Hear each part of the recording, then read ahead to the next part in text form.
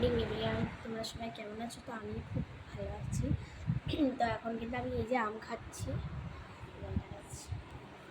এখন মানে অনেকটা কালার চলে আসছিলো আমে, ওই যে সবকটা আমও মানে পেকে গেছে আর সব শেষ হয়ে গেছে। এই যে দেখো, আমি এখন আমটাই মাখা করলাম।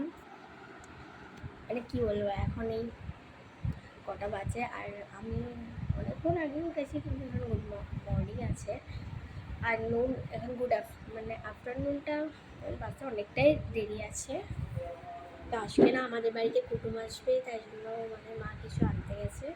মানে আমাদের তো সব কিছুই মাংস ফাংস কেনাকাটা বাকি আছে, আমাকে আবার একটু পরে যেতে হবে।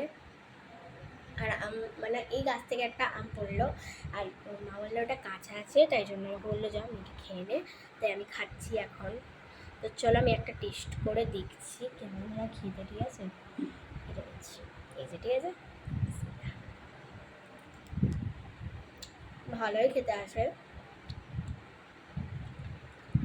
তো মানে কী বলবো, মানে আমি ভেবেছিলাম সবকটা আমি পেকে গেছে, আমি মনে হয় কাঁচা আমটা খেতে পারবো না।